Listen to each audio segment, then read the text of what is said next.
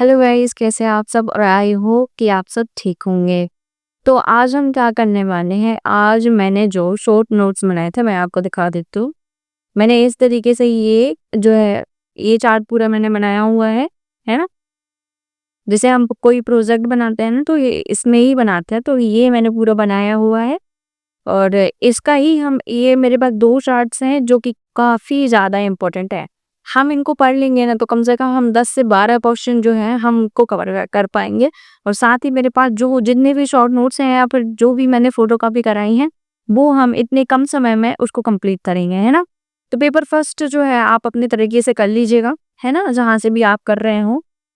और जो paper second है उसको शॉर्ट्स में मैं कराने की ज़िम्मेदारी लेती हूँ, या फिर हमसे जितना हो पाएगा हम उतना करेंगे, ठीक है?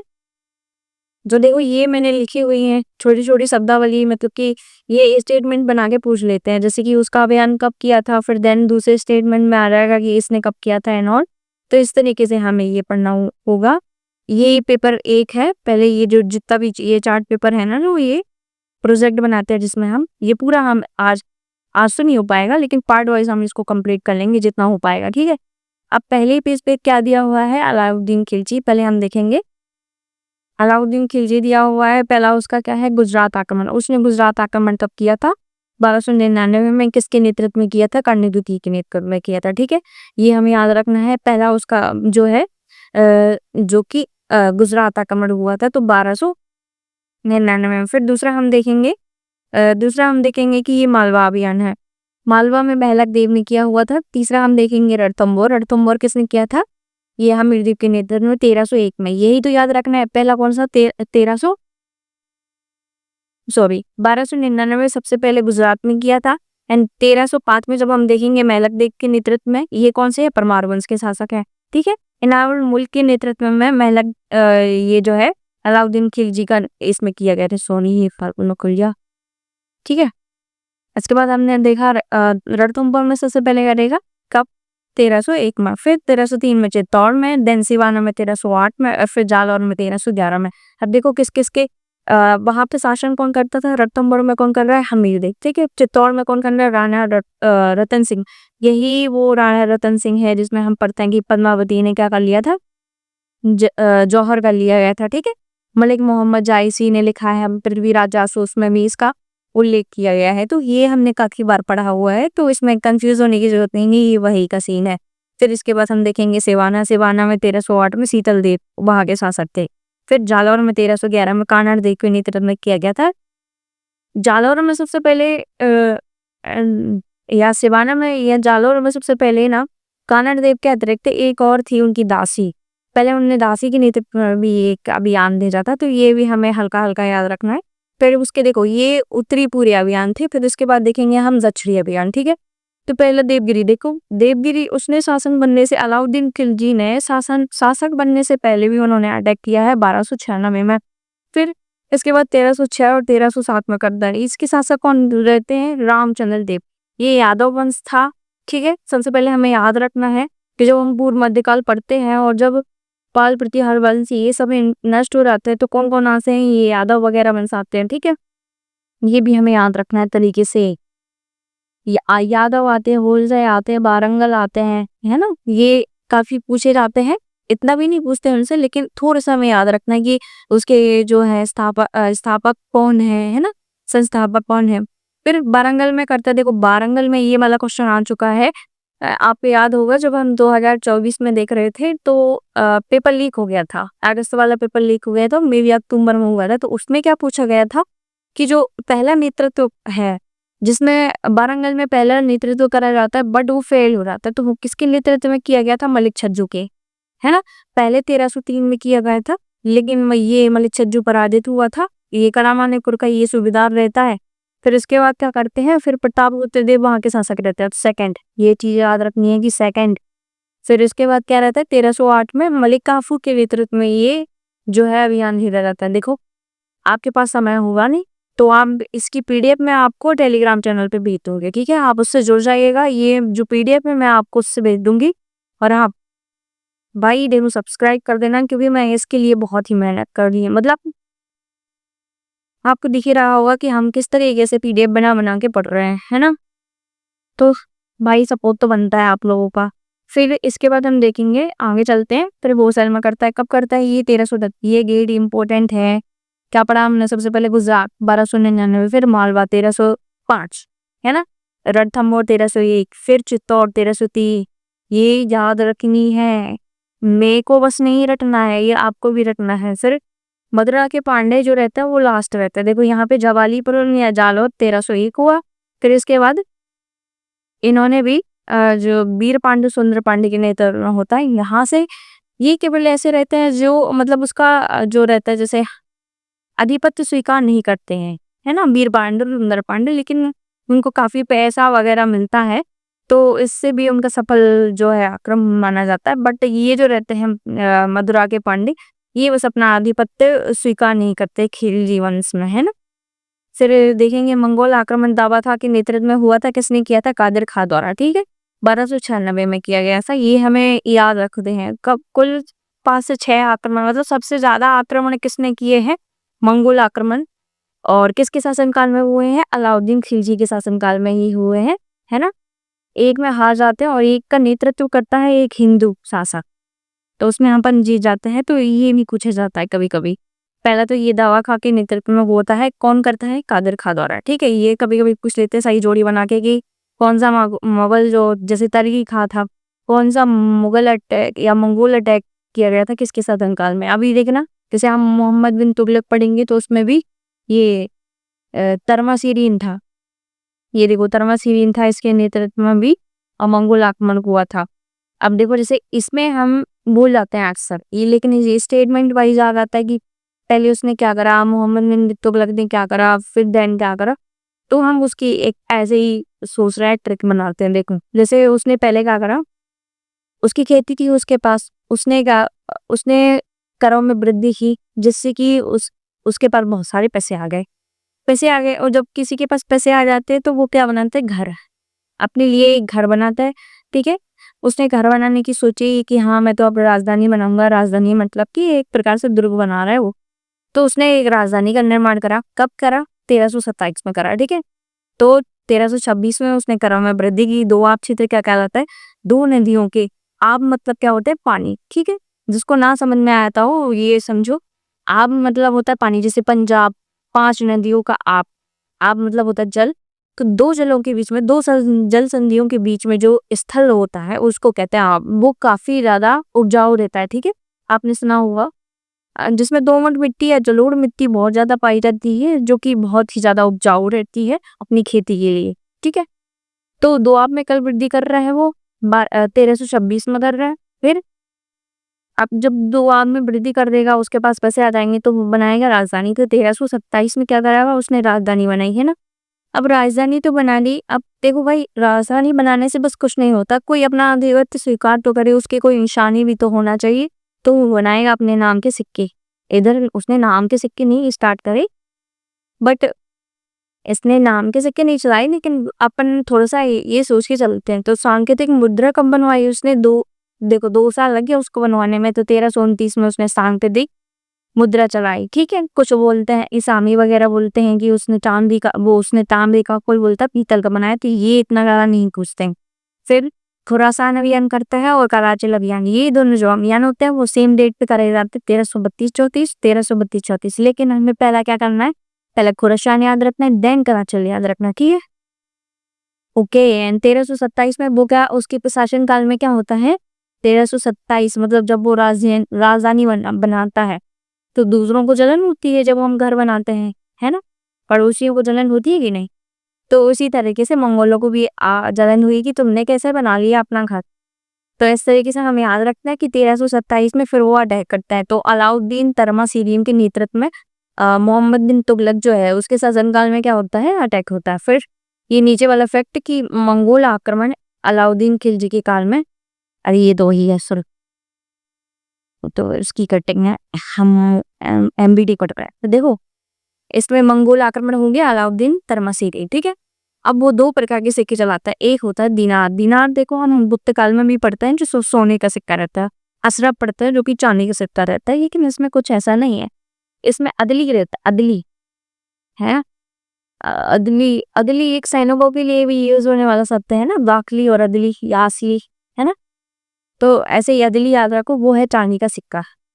और जब हम गुप्तकाल वगैरह में रहते हैं या फिर पूर्व मध्यकाल, मौर्य काल वगैरह देखते हैं, तो पर्ण या फिर रूप या फिर धरण, ये सब चांदी के सिक्के रहते हैं। मासक भी उस समय चांदी का ही सिक्का रहता है। तो बाद में जो उत्तर मुगल काल, गुप्त काल में वो तांबे का सिक्का बन जाता है। तो ये चीजें भी हमें काफी इम्पोर्टेंट है, हमें याद रखना है। मैंने क्या करा था, ये ऐसे याद नहीं होती और हम जल्दी से भूल जाते हैं। तो मैंने क्या करा था, और जैसे कि ये एक पेज हुआ है, इसमें क्या लिखा है, जैसे आयुर्वेद त्रिय किसको कहते हैं या फिर शेष त्रिय किसको कहते हैं, तो इसमें अलग से लिखा हुआ है कि किन किन को कहते हैं। जैसे माघ, भारवी और श्री हर्ष को शेष त्रिय बोलते हैं। और ये क्वेश्चन आ चुका है, आपकी जानकारी की ये बता दूं, ये क्वेश्चन आ चुका है कि इनमें से कौन थे और कौन नहीं थे, ये आ चुका है। जैसे आयुर्वेद त्रिय किसको कहते हैं, तो चरक को भी बोलते हैं, श्रुत को भी बोलते हैं, तीसरा कौन था, तो ये भागवत था।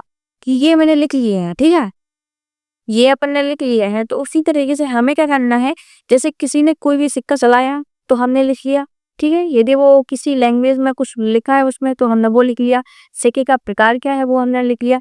जैसे हम क्या पढ़ते हैं, हूण आक्रमण पढ़ते हैं, जैसे हम उनके बारे में देखें, उसमें पुष्यभूति सुंग, पुष्यमित्र सुंग, तो उन्होंने क्या करा था, उन्होंने सोने के सिक्के नहीं चलाए शायद, या चांदी के सिक्के नहीं चलाए, ऐसा कुछ है। तो हमें वो चीज याद रखनी है कि उन्होंने कौन से सिक्के चलाए थे और कौन से नहीं चलाए थे। कभी कभी इससे भी आपको कंफ्यूजन। और जैसे आना सिक्का, मुगल काल साम्राज्य में आना सिक्का किसने चलाया था, तो वो है जहांगीर, वो सॉरी शाहजहां, ठीक है। तो ये क्वेश्चन भी ऐसे आ जाते हैं, आपको अभी मजाक में लग रहा होगा लेकिन ये याद करने पड़ता। और मैंने तो लिखे हुए हैं, एक साइड लिख दिए पूरे, है ना। तो आपको भी इस तरीके से खुद से बनाना है। 1300, अब देख रहे हैं आगे चल के 1337 में क्या होता है, ये नगरकोट ज्वालामुखी मंदिर, ये कहाँ है, शायद ये हिमाचल प्रदेश के पास है। तो इसने अटैक करा था वहां पे, है ना, कुछ लूटा वूटा था, लेकिन इसको पूरी तरह से नष्ट नहीं किया था। इस मंदिर को नष्ट करने वाला था फिरोज शाह तुगलक, ठीक है। फिर 1324 में जाजनगर मतलब कि ये बंगाल साइड, भानुदेव सेकंड वो, क्योंकि उसने क्या करा था, वारंगल प्रताप रुद्रदेव की हेल्प करी थी, इसीलिए उसने जाजनगर साइड क्या करा था, आक्रमण किया था, ठीक है। तो हम ये जैसे ऐसा कुछ लेंगे कि जब उसने जाजनगर पे अटैक करा, तो उसके जो शासक थे उस समय में कौन थे, तो भानुदेव सेकंड ही थे। देखो, रुद्र प्रताप देव सेकंड और भानुदेव सेकंड, तो सेकंड सेकंड एक दूसरे की हेल्प कर रहे हैं, ठीक है। इस तरीके से हम ट्रिक बना सकते हैं। तो देखो क्या क्या होगा हमारा, हमने क्या कर दिया, अलाउद्दीन खिलजी कंप्लीट कर लिया, है ना, मोहम्मद बिन तुगलक कंप्लीट कर लिया। फिर इसके बाद हम एफएसटी के बारे में पढ़ेंगे। तो इस पे ज्यादा याद रखने की जरूरत नहीं है, लेकिन कभी कभी पूछ लेते हैं। जैसे ये सिंध और ठट्टा का अभियान 1361 में हुआ था, ये काफी इंपॉर्टेंट है, क्योंकि जैसे नहीं कुछ थे कि कुछ लोग उसको चढ़ाते भी हैं कि इसका बाप भी यहीं मरा था, अब इसकी कब्र भी यहीं खुदेगी, ठट्टा में ही मरा था। तो फिरोज शाह तुगलक का भी 1361 में इसने ही रहता है। उड़ीसा में वो 1360 में करता है अभियान, नगरकोट अभियान भी करता है। देखो वहां उसमें भी नगरकोट अभियान किया था 1337 समय, और 1361 में इसने भी नगरकोट अभियान किया था। बट ये ज्वालामुखी को मंदिर को पूर्णतः नष्ट करा देता है ना। पूर्णतः नष्ट कराने वाला कौन है, फिरोज शाह तुगलक। और जैसे अटैक वटैक किसने किया था, सबसे पहले एमबीडी ने, ये चीज हमें याद रखनी है, ओके। फिर क्या होता है, हाँ, अ, हाँ, ये उसका फैक्ट है, ये अलाउद्दीन खिलजी का वो इल्तुतमिश का फैक्ट है। ये 1221 में चंगेज का ख्वारिज्म शासक को पीछा करता है सिंधु तक। कहाँ तक करता है, सिंधु नदी तक। ये बीच में ही मैंने लिख दिया होगा, या फिर मैंने यहाँ पे अलाउद्दीन खिलजी के बाद सीधा इल्तुतमिश से स्टार्ट कर दिया भाई, ठीक है। कुछ अलग अलग फैक्ट भी हैं, एक साथ नहीं लिखे। 1226 में क्या होता है, वो रणथंभौर जीतता है इल्तुतमिश, और उसका शासक बनाता है बी नारायण उसमें उस समय। 1229 में क्या करता है, खलीफा से धार्मिक मानता है, इसमें एक उपाधि लेता है, सलातीन उल मुल्क क्या बोलते हैं उसको। कभी कभी क्या करते हैं कि इस साइड शासक लिख देते हैं, उस साइड लिखते हैं कि उसने कौन सी उपाधि ली। तो हम हर चीज तो याद नहीं रख पाते, लेकिन एक आपको इल्तुतमिश की याद रखनी है, दूसरा एफएसटी की रखनी है। ये दो मैंने क्वेश्चन देखे थे जो प्रीवियस ईयर क्वेश्चन थे, तो वो पूछ चुके हैं। दो हमें उपाधि याद रखनी है, एक फिरोज शाह तुगलक की और एक अलाउद्दीन के, ओ इल्तुतमिश की, ठीक है। फिर देखो एक और मंगोल अटैक है सीर मुगल, ये हमें याद रखना है, सीर मुगल। ये जो है, ये किसके काल में अटैक होता है? तो गयासुद्दीन तुगलक के, हैं, गयासुद्दीन तुगलक के समय में ये सीर मुगल का अटैक होता है। ठीक है, अब हमने ये कर लिया। और फिर एक साथ दिए हुए हैं, ये सीर मुगल का गयासुद्दीन तुगलक, तरमासीरीन का एवेस्टी एमबीटी के शासनकाल में। अब देखो, इसके बाद मैंने क्या करा है, कंफ्यूज होने की जरूरत नहीं है, मैंने फिर तो बस एक साथ लिंक दिए हैं। इसके बाद मैंने क्या करा, कुछ जो ऐसे इमारत है स्थापत्य कला की डेट वाइज क्या है उनका लिखा है। जैसे 1197 में कुब्बत इस्लाम दिल्ली में है ना, किसने बनाई थी? कुतुबुद्दीन ऐबक में। 1199 में कुतुब मीनार किसने बनाई थी? इसकी स्थापत्य जो वास्तुकार है वो कौन है? फजल इब्न अबुल माली। ये डायरेक्ट पूछ लेंगे आपसे क्योंकि वहां पे लिखा हुआ है फजल इब्न अबुल माली। ठीक है, और बीरबल चतुर्थ की वो जो हरी केली वाली संस्कृत की कविताएं हैं, फिर कुछ काव्य भी लिखा हुआ है वहाँ पे। और 1200 में क्या अढ़ाई दिन का झोपड़ा अजमेर में बना हुआ है। ओके, तो हमने ये पढ़ लिया है, इसको नीचे न जाके अब हम इसका पार्ट को ही देखेंगे ऊपर। हाँ हाँ, फिर हमने क्या देखा, 1199, 1100 या फिर 97 में क्या बना था? कुब्बत उस्लाम। ये पहली तुर्किश जो है मस्जिद है, ठीक है, भारत में। फिर इसके बाद कुतुब मीनार बना था, है ना। अब हम ये देखने वाले हैं 1311 में ये आ चुका है। पिछली बार ही 10 जनवरी 2025, कब? 10 जनवरी 2025 का क्वेश्चन है ये कि अलाई दरवाजा जो बनाया था अलाउद्दीन खिलजी ने दिल्ली में, इसका शासन का वो डेट क्या है उसकी? तो 1311 में अलाई दरवाजा बनवाया था अलाउद्दीन खिलजी ने। देखो, मैं आपसे फिर कह रही हूँ कि क्वेश्चन आते हैं, इतना हल्के में लेने की जरूरत नहीं। देखो, 1368 में अदीना मस्जिद बनती है कहाँ? पंडुआ में। कभी कभी हम कंफ्यूज हो जाता है कि यार अदीना मस्जिद, वो कभी कभी ऐसा एक गौड़ भी जगह है बंगाल में, तो ये भी ऑप्शन दे देता है कि अदीना मस्जिद गौड़ में बनी या पंडुआ में। मैं खुद कंफ्यूज हो गई थी, इसलिए मैं आपको बता रही। तो 1368 में क्या हुआ था, जो है अदीना मस्जिद बनी हुई थी पंडुआ में, है ना। पंडुआ में बनी हुई थी, किसने बनवाई? सिकंदर शाह ने। सिकंदर शाह ने। बड़ा सोना मस्जिद 1226 में उसने शाह ने। फिर कदम रसूल मस्जिद, ये काफी बार पूछी गई है, कदम रसूल मस्जिद किसने बनवाई थी? कहाँ पे है ये? बंगाल में ही है, नुसरत शाह ने बनवाई थी, पंडुआ में ही है, समझ गए ना। और फिर इसके बाद हम देखेंगे 1291 चार मीनार बनी थी। 1591 में किसने बनवाई थी?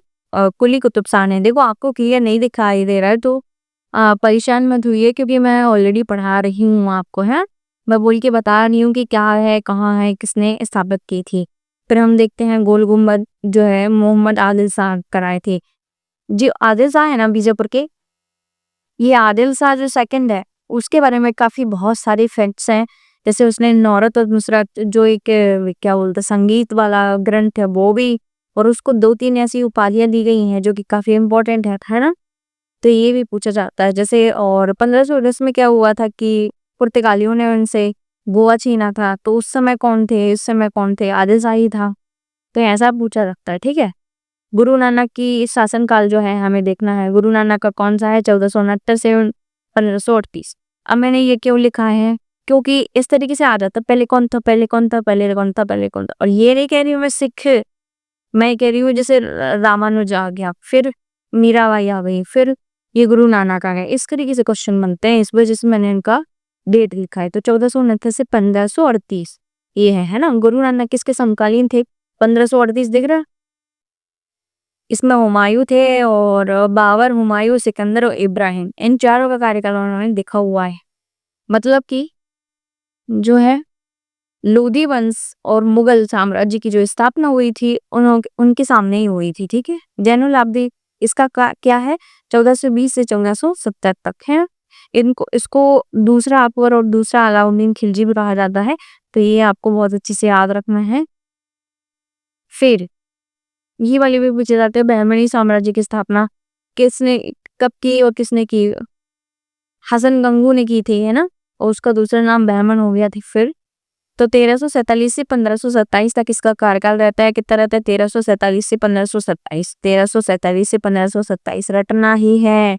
फिर जब हम इसका ये जो मतलब साम्राज्य ही नष्ट हो जाता है, तो 4-5 जो रहते हैं ये अस्तित्व में आते हैं। तो सबसे पहले कौन आता है? बीजापुर। राजधानी है जो बीजापुर 1489 में आता है। ठीक है, 1427 में इसकी राजधानी बन जाता है शायद हरिहर फर्स्ट के समय पे। फिर अहमदनगर, 1490, बरार 1490, गोलकुंडा 1512 एंड देन बीदर जो लास्ट वाला है 1517 में 27 में ये अस्तित्व में आता है। तो देखो ये सही जोड़ी बनाने के लिए बहुत बार पूछा जाता है, तो आपको याद रखना है ना। बरार को मुगलों ने 1595-96 में विलय कर लिया था और बीदर को 1565 में, 1665 में। ये इतने इम्पोर्टेंट नहीं है ये दो फैक्ट जितने, तो ये थर्ड वाला है। अहमदनगर को शाहजहां के द्वारा 1633 में और 1636 में पूर्णतः मतलब उसमें मिला लिया गया था, है ना। फिर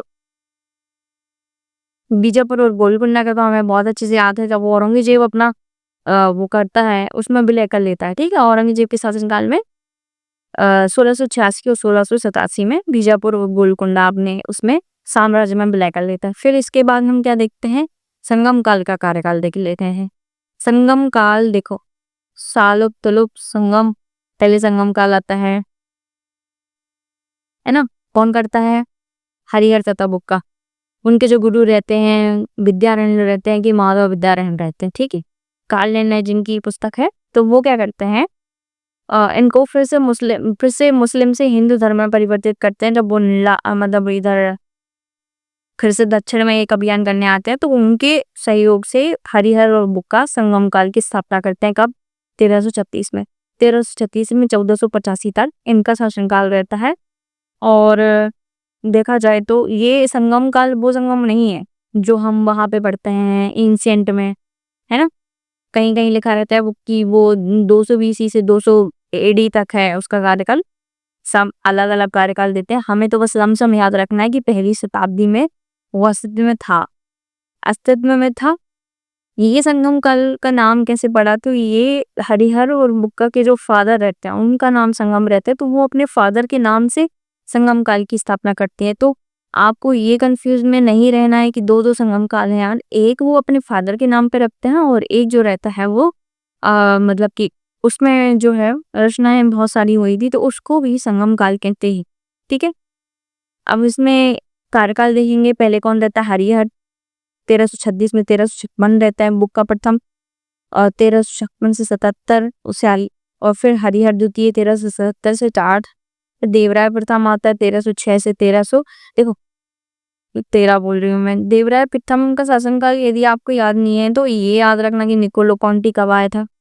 जो हमें यदि 1420 याद रखेगा तो हमें ये चीज याद रखेगी कि आसपास तो आया था, उसमें देवराय प्रथम का शासनकाल था। फिर अब्दुल रज्जाक कब आया था? 44 के समथिंग आया था। तो फिर 1422 से 1446 इसका कार्यकाल। ठीक है, मल्लिकार्जुन रहता है इसके शासनकाल में भी महुआ करके वो रहता है ना, महुयान या फिर कुछ करके रहता है, जो कि चीनी वो रहता है, चीनी यात्री महुआन। तो मल्लिकार्जुन महुआन मतलब माँ से माँ, ये भी याद रखना। कभी कभी पूछ लेता है कि इसके शासनकाल में कौन सा यात्री आया था और कहाँ से था, कहाँ से संबंधित था, है ना। तो ये हमने याद रख लिया। मल्लिकार्जुन के बाद विरूपाक्ष सेकंड देखेंगे हम 1465 से 1485। हाँ, अब ये हमने देख लिया। निकोलो कॉन्टी 1420 में आया था, अब्दुल रज्जाक 1443 में, ये देवराय फर्स्ट है, ये देवराय सेकंड है ना। इसके बाद हम देखेंगे सालुब वंश। सालुब वंश का कार्यकाल क्या है? प्रथम बलापहार जिसको बोला जाता है। तो सालुब वंश का कार्यकाल क्या है? 1485 से 1505। 1485 से 1505 वो एंड कब हुआ था संगम काल? 1336 में 1485। ठीक है, फिर आता है तुगलक 1505 से 1570, है ना। पहले कौन बनते हैं? बी नरसिंह। यही जो रहता है घोड़ों का आयात करता है। देखो बड़ी मात्रा में करते हैं अपने देवराय जी, लेकिन स्टार्टिंग कौन करता है? बी नरसिंह। तो हमें ये भी बहुत अच्छे से याद रखना है कि विजयनगर साम्राज्य में सबसे पहले कौन था शासक जिसने घोड़ों का आयात किया? पुर्तगालों से। मतलब पुर्तगालों से संधि करता है कि घोड़ों का हमारे पास आयात करो, क्योंकि पुर्तगालों के जब स्टार्ट स्टार्टिंग में क्या रहता है, पुर्तगाल अपना एक अधिकार स्थापित कर लेते हैं इस चीज में कि तो घोड़े तो हम ही इनको देंगे, इस टाइप में उनका व्यापार हम ही के द्वारा होगा। तो बी नरसिंह रहता है, कृष्णदेवराय का शासनकाल याद कर लो 1509 से 1529, ऐसा समझ लो कि 1510 से 1520, है ना। वो जब आसपास रहे ना डेट, तो आप इस तरीके से ही याद करें जिससे कि आपको याद भी रहेगा। अच्युत देव राय ये क्या रहता है, देखो कृष्णदेवराय का जैसे ही शासनकाल नष्ट होता है वैसे ही अव्यवस्थाएं फैल जाती हैं इनके शासनकाल में। तो अच्युत देवराय महामंडलम ऐसे कुछ जो रहता है पद, उसको स्थापित करते हैं जिससे कि जो राजस्व करता है उन पे नियंत्रण रखा जा सके, लेकिन फिर कोई मतलब नहीं रहता। फिर देन सदाशिव रहते हैं 1542 से 1570। इसमें जो रहता है एक लास्ट युद्ध होता है 1565 का, है ना, और पूरा साम्राज्य जो विजयनगर साम्राज्य वो ध्वस्त हो जाता है। उस शासन काल में राम राय नेतृत्व करता है, बट शासक कौन रहते हैं, सदाशिव। फिर आर्यमेरु वंश देखते हैं हम 1517 में 1649 में, ठीक है। जो वेंकट सेकंड होता है वो क्या करता है, 1612 में अड्यार की मतलब की नेतृत्व डालता है, अड्यार वंश की स्थापना करता है, या अड्यार जो स्थान है उसको पहचान दिलाता है कि राजा जो अनुमति देकर मैसूर की स्थापना करता है। तो मैसूर की स्थापना किसने की, वेंकट सेकंड ने। वो किस वंश से संबंधित था, आर्यवीडु वंश। तो हमें ये चीजें ज्यादा इम्पोर्टेंट है और याद रखनी है, ठीक है। हाँ, अब महमूद के भारत में आक्रमण, ये चीजें आपको याद रखनी है। पहले हिंदू शाही वंश के और वो सबसे पहला अटैक करता है 1001 में, है ना। दूसरा भी उन्हीं के अटैक करता है आनंदपाल, राज्यपाल त्रिलोचन पाल, आपको याद होगा। और वो क्या करता है, चंदेलों और परमारों से हेल्प भी मांगते हैं, कन्नौजों से भी हेल्प मांगते हैं। उनका त्रिपुट रहता है, वो लोग हेल्प करते हैं, बट उसके बाद भी ये लोग पराजित हो जाते हैं, ठीक है। राज्यपाल आनंदपाल और त्रिलोचन पाल फिर से अटैक करता है, ये इधर आनंदपाल आ करता है, देन अटैक फिर करता है, फिर त्रिलोचन पाल आता है, बेहिंद पर अधिकार कर लेता है। बेहिंद क्या थी, इनकी राजधानी थी। हाँ, तो इसका मुल्तान पे कब आक्रमण हुआ है, मुल्तान पे 1005 में। 1010 में भी देखो पास पास का डिफरेंट है, 5 और 10 अच्छा नाम सा है मुल्तान, तो उस पे अटैक हुआ है ना। थानेश्वर में एक मंदिर है यार, पता नहीं अभी याद नहीं आ रहा कुछ। थानेश्वर का भी याद रखना है, 1311 में थानेश्वर, ठीक है। 1015 में कसनी, 18 में मथुरा और कन्नौज, 20 में अपना चंदेला रहता है, बुंदेलखंड। बुंदेलखंड मतलब चंदेल, चंदेल मतलब विद्याधर, विद्याधर मतलब संधि, समझ रहे हो।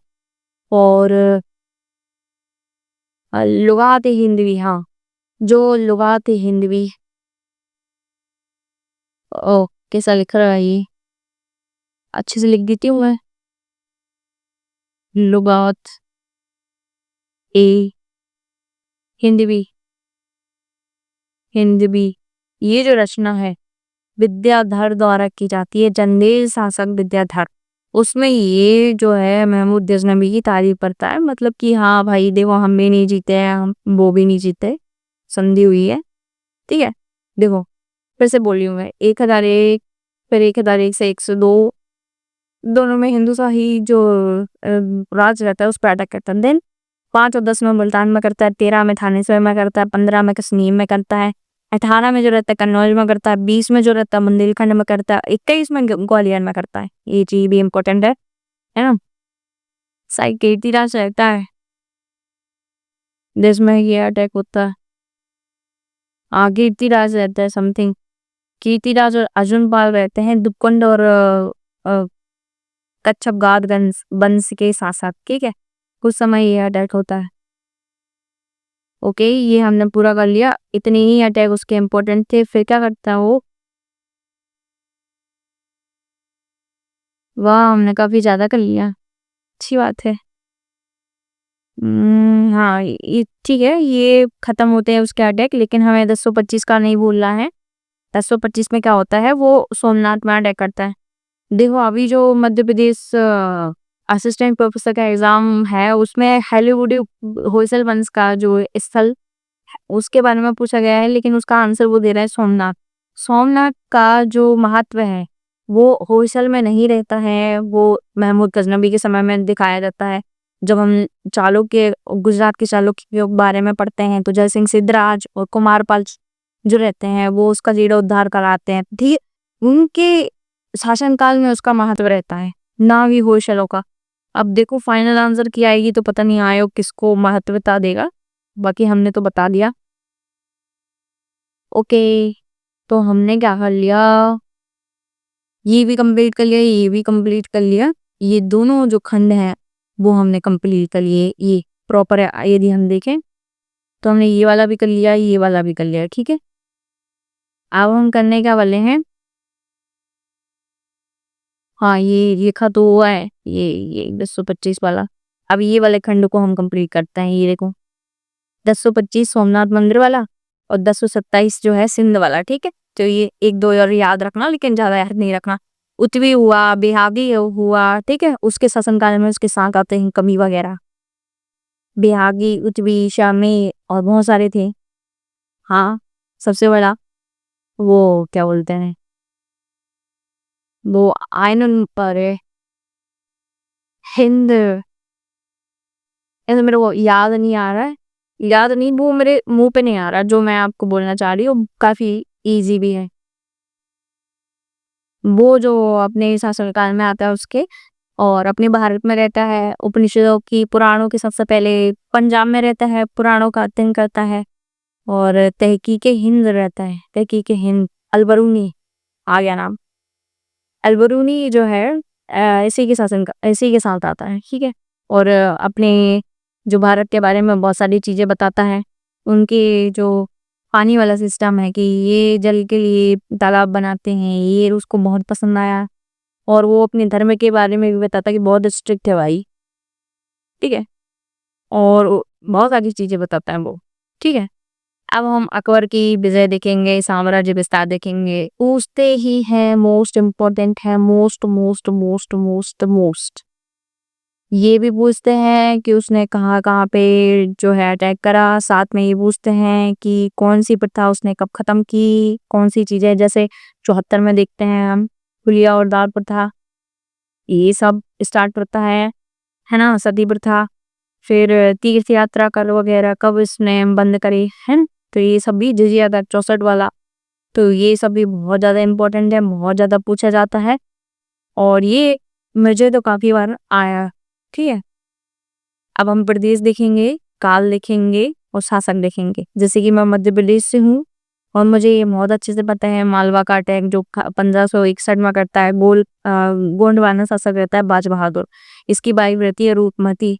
ठीक है, तो ये जो है अफजल खां रहता है ना, हम जो अकबर देखा होगा तो अफजल खां रहता है रूपमती पे, दिल आ जाता साले का, और वो अटैक करता है। अटैक करता है तो वो क्या करती है, शायद जहर खा लेती है, क्या कर लेती है, फिर बाज बहादुर जो रहता है वो भी भागते भागते निपट जाता है। ठीक है, गोंडवाना में करता है 1564 में। वीर नारायण मतलब की इसका नेतृत्व कौन करता है, दुर्गावती, रानी दुर्गावती नेतृत्व करती हैं। ये जो रहता है ये संरक्षका उनके रूप में कार्य करती हैं। वीर नारायण उनके बेटे रहते हैं। ठीक है, इसमें पीएससी में आ चुका है, एमपीपीएससी असिस्टेंट प्रोफेसर 2024, मतलब जो अभी अभी 10-15 दिन में एग्जाम हुआ है उसमें ये आ चुका है कि दुर्गावती जो संरक्षिका का काम कर रही थी, उनके बेटे का एक्चुअल में नाम क्या था। एक इनका आ चुका है और एक और है, हाँ, ये अपनी लक्ष्मीबाई, उनके लिए भी पूछा गया है। ठीक है, तो ये दो हमारे मध्य प्रदेश से हो गई, ये तो बोलने वाली बातें नहीं। फिर आमिर और मेड़ता, ये दोनों ही 1562 है ना, आमिर और मेड़ता। तो आमेर के राजा भारमल रहते हैं जो कि अपनी बेटी कैकेयी, जोधा लिखा रहता है लेकिन जोधा नहीं रहता, हरकाबाई रहता है। वो अपनी बेटी हिंदू जो साचका रहती हैं वो खुद आगे चल के बोलते हैं अकबर से की शादी कर ले। ठीक है, तो भारमल की जो बेटी थी हरका, नाम की जोधा, जोधा तो जहांगीर की पत्नी का नाम था, समझ गए ना। तो हरका जो रहती हैं इनका जो है शादी कराता है। फिर मेड़ता 1562 में जयमल किया नेतृत्व, ये थोड़ा सा हमें याद रखना है। उदय सिंह काफी इम्पोर्टेंट है। मेवाड़, मेवाड़ हमेशा इम्पोर्टेंट रहा है और अभी भी है। मेवाड़ बाढ़ 68 इम्पोर्टेंट है, हमारी डेट याद रखना। इसकी मेरे पास कोई ट्रिक नहीं है डेट याद रखने की, आपको रखनी ही पड़ेंगी। ठीक है, रणथंभौर में कब अटैक करते हैं वो 1569। इतना ये इम्पोर्टेंट नहीं है जितना ये 3 है। दूसरा ये भी इम्पोर्टेंट है, 1570 है ना। और कालिंगर पे अटैक करता है 1569 में रामचंद्र के नेतृत्व में। गुजरात पे 1572 में कौन रहता है, मुजफ्फर का थर्ड। देन गुजरात में 1573। ये दोनों इंपॉर्टेंट रहते हैं क्योंकि 73 में खुद नेतृत्व करता है अकबर, और पहली बार वो देखता है सागर, है ना, समुद्र को पहली बार देखते हैं। तो गुजरात अटैक बहुत ही ज्यादा इंपॉर्टेंट है, कब, 1572 1573, दोनों इंपॉर्टेंट है, अच्छे से याद रखना। बंगाल और बिहार 1574। फिर अभी ये जो जितने भी नीचे आ रहे हैं वो मोस्ट इंपॉर्टेंट, देखो गुजरात वाला मोस्ट इंपॉर्टेंट है 1572 73। अब ये इंपॉर्टेंट है, काबुल में करता है 1581। कश्मीर अच्छा है ना, सबको अच्छा लगता है कश्मीर में, मसूरी अच्छा लगता है, लवासना अच्छा लगता है, उत्तराखंड अच्छा लगता है। तो अच्छा, अच्छा मतलब 8 और 6, आ से अ, 6 से चा, अच्छा लगता है। तो कश्मीर 1586 में यूसुफ खा, कौन से वंश के थे, चाक वंश के, कौन थे, यूसुफ खा, उसके जो है शासक रहता है उसके समय में ये अटैक होता है। तो काबुल में 1581 में हाकिम मिर्जा को हरा देता है, और फिर अपनी कोई बहन रहती है यार उसकी, उसको नेतृत्व में बिठा देता है। फिर सिंध, सिंध 1591, उड़ीसा है 1591। ये दोनों ही काफी इंपॉर्टेंट है, ये निसार खां और यहाँ पे जानी बेग, ये दोनों काफी इंपॉर्टेंट है। बलूचिस्तान, अब ये ऐसे समझ में लग रहा है जैसे पीके का जो पाकिस्तान के लिए हमारा इंडिया का जो युद्ध हुआ था, तो हम बलूचिस्तान वालों को नापने ही वाले थे, बट अभी क्या है, अटैक शांत हो गया तो नाप देंगे बलूचिस्तान को इसी दिन। तो 9 और 5 है ना, तो ये इस तरीके से आया है। ट्रिगमंगी कांधारवी 95 है। देखो खानदेश काफी ज्यादा इंपॉर्टेंट है, 1591 है ना। असीगढ़ अहमदनगर 1600, और असीगढ़ काफी ज्यादा इंपॉर्टेंट है। इसमें क्या करता है, वो बाज पर बैठे वाले सिक्के चलाता है अकबर, मीरन बहादुर के नेतृत्व में हुआ था, है ना। और ये खानदेश के हैं, खानदेश का 1591 1591 इस निशा कौन के, अली का। फिर अली असीगढ़ की 1601, ठीक है, मीरन बहादुर इसके राजा थे इस समय। और सोने की सिक्कों से ये जीतता है, मतलब कि वो क्या करता है, थोड़ा सा रिश्वत टाइप के दे देते हैं, तो लोग जो सैनिक रहते हैं वो गेट खोल देते हैं और इस तरीके से पराजित हो जाता है। ठीक है, इसमें ये अपने आप को दक्षिण का राजा कहता है, खुद को कहता है, ठीक है। और दक्षिण का जो है स्वामी है सब मानते हैं, तो औरंगजेब को बोला जाता है, बट ये अभी खुद को बोलता है अकबर। तो असीगढ़ का 1601 में है। फिर इसमें इम्पोर्टेंट क्या हुआ था, अपने सिक्कों पे बाज का चिन्ह बनवाता है ये इसी के दौरान। फिर और बुलंद दरवाजा बनाता है इसी के दौरान। ये 3-4 फैक्ट हैं जो कि हम याद रखना, मोस्ट इम्पोर्टेंट थिंग जो हम अब पढ़ने वाले हैं।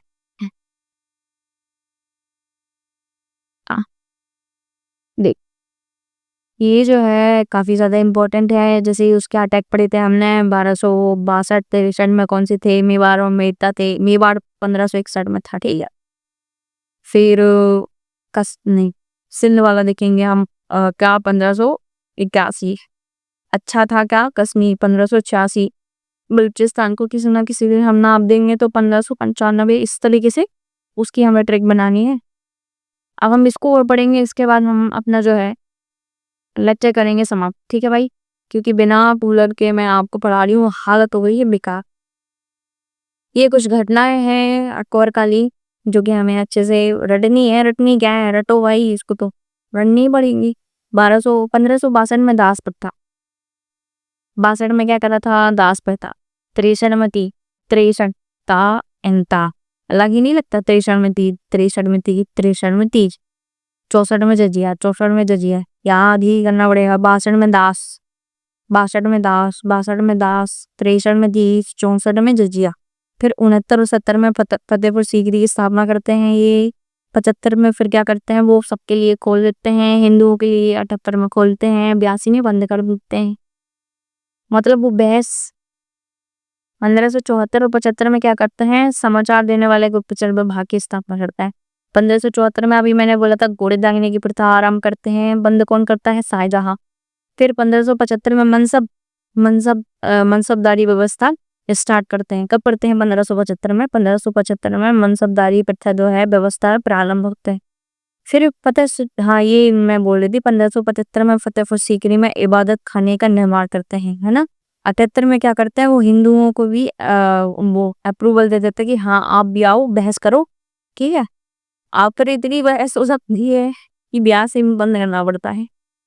77 में क्या करते हैं, सिख गुरु जो रामदास को है 500 बीघा जमीन दी जाती है। बाद में अमृतसर नगर बसाया जाता है। अ, अमर नहीं, अमरदास अर्जुन देव के समय पे ये अमृतसर जो है नगर, अमृतसर जो है मंदिर का निर्माण होता है, ठीक है। 1577-78 में सिद्धा और पावोस की शुरुआत कर शाहजहां शायद इसको बंद कर देता है। 78 में क्या होता है, इबादत खाने को सभी धर्मों के लिए खोल दिया जाता है, हिंदू धर्म वगैरह के लिए भी। फिर महजर की घोषणा, ये वाला फैक्ट आपको याद होगा कि जब ये महजर की घोषणा करता है, मतलब ये महजर मतलब ऐसा है कि मैं ही सब कुछ हूँ, मतलब इसके आगे कोई धर्म नहीं है। ना ना वो है सैयद सुदूर, अरे वो उमरा वगैरह कहते हैं जिनको, जिनको मतलब कि जो, अरे इनके जैसे हमारे यहाँ पंडित वगैरह होते तो और चर्च वगैरह में पादरी होते हैं, वैसे इनके यहाँ उमरा रहते हैं। उमला क्या बोलते हैं? उलेमा, उलेमा बोलते हैं भाई। तो महजर में वो क्या करता है, अपने आप को ही सर्वोच्च घोषित कर देता है। तो फिर जो जौनपुर के उलेमा रहते हैं जुनैदी, वो इसका विरोध करते हैं और बोलते हैं अकबर तो धर्म का परित्याग कर दिया है, इसलिए ये धर्म के अकॉर्डिंग ही उस पर अटैक करना सही होगा, ठीक है। तो ये भी इम्पोर्टेंट है, क्वेश्चन पूछ सकता है कि वो कौन सा था उलेमा, कहाँ का था। पहली बात तो जौनपुर का था, कौन था, तो इस तरीके से पूछ सकते हैं। 1580 में संपूर्ण प्रांत को 12 सूबों में बांटा जाता है। देखो 12 सूबों में बांटा जाता है, 3 बाद में मिल जाते हैं तो 15 हो जाता है, बट अभी क्या है 12 सूबों में बांटा है 1580 में टोडरमल द्वारा। 1582 में क्या करता है फिर, 1580 में ही 12 सूबों को बांट दिया अपने। विक्टोरियल क्या करता है, दहसाला व्यवस्था स्थापित करता है। दोनों ही एससी में होते हैं। देखो टोडरमल इसी में ही क्या कर रहा है, 12 सूबों में बट रहा है। फिर टोडरमल क्या करता है कि दहसाला व्यवस्था स्टार्ट करता है। दहसाला व्यवस्था में क्या होता है कि वो प्रीवियस देखते हैं 3 वर्ष का। देखो ये परगना स्तर पे होती है पहली बात, है ना, बीघा इसकी इकाई है दूसरी बात। इसमें 3 साल का देखा जाता है एवरेज, है ना। और जो फिर एवरेज रहता है, नहीं शायद 30 साल का रहता है, मैं कंफर्म तो नहीं हूँ, लेकिन मे बी 3 साल का रहता है कि 30 साल का रहता है, नहीं यार 3 साल का ही रहता है। फिर उसको इकट्ठा करके 1/2 करते हैं, उसको भी आधा कर देता है और फिर उसको जो रहता है डिसाइड करता है कि हाँ ठीक है। तो 1580 में सूबों को 12 सूबों में, और उसको ही देसाला बोलते हैं। और फिर 82 में क्या करता है, ये टोटली उसको समाप्त करता है। 62 में उसने करा तो था लेकिन कहीं ना कहीं हुई, तो 82 में क्या करता है, क्योंकि उसको दास प्रथा को समाप्त करता है। 82 में ही दीन ए इलाही की घोषणा करता है। 82 में ही इबादत खाने पे बहस पर रोक लगा देता है। 83 में क्या करता है, इलाही संबंध या फसली संबंध नामक नया कैलेंडर जारी करता है। शाहजहां इसको बदल देता है और अपने नाम पर ही कुछ एक और संबंध स्टार्ट करता है। लेकिन अभी इलाही संबंध या फसली, इलाही या फसली संबंध जो रहता है, इलाही नाम है, दूसरा नाम है फसली, कैलेंडर जारी करता है। 83 कुछ दिनों में पशुवध पर भी रोक लगा दी जाती है। तब 88 में गज इलाही या बीघा इलाही शुरुआत करता है। ओके, तो हमने है कंप्लीट कर लिया ही। इसके बाद जो हम पढ़ेंगे, जो नेक्स्ट क्लास होगी, मैं देख के बता देती हूँ क्या क्या पढ़ लिया हमने। अकबर पढ़ लिया है, इसमें लिख लेते हैं, ये पढ़ लिया, ये पढ़ लिया एंड ये पढ़ लिया, ठीक है, पूरा पढ़ लिया हमने। इसके बाद हम क्या करेंगे, पूरी ये शब्दावली स्टार्ट करेंगे, ये सब शब्दावली ही है। तो अगला जो नेक्स्ट लेक्चर होगा हमारा, तो हम इसमें पूरी शब्दावली कंप्लीट कर देंगे। ये जितने भी डेट्स वगैरह थी हमने ये कंप्लीट कर ली है। देखो बहुत ही ज़्यादा इम्पोर्टेंट है, मिडाइवल से बहुत सारे क्वेश्चन पूछे जाते हैं, तो यदि आप इसको हल्के में ले रहे हैं तो बिल्कुल मत लो, ठीक है। टू बी सीरियस, यदि आपको यूजीसी नेट निकालना है तो आपको इन सबको रटना ही पड़ेगा, ठीक है। आई होप कि आपको ये लेक्चर पसंद आया होगा, एंजॉय किया होगा आपने। और हाँ, इसकी पीडीएफ पैसा मत लो, मैं टेलीग्राम चैनल पर भेज दूंगी। हाँ बस चैनल को सपोर्ट कर लो यार, है ना, सब्सक्राइब कर लो। Thank you for watching.